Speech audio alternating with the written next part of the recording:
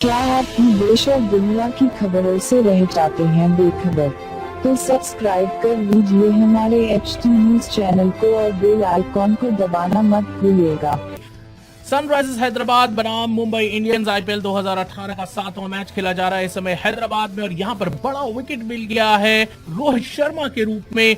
हैदराबाद को स्टेनले की बॉल को उठाकर खेल दिया रोहित शर्मा ने, और शाकिब अल हसन ने आगे आकर स्क्वायर लेग से ये आसान सा कैच पकड़ लिया। तो मुंबई इंडियंस के कप्तान रोहित शर्मा एक बार फिर नाकामयाब हो गए और आउट हो गए हैं सस्ते में। उन्होंने 10 गेंदों में 11 रन बनाए, जिसमें उन्हें एक चौका और एक छक्का जड़ा।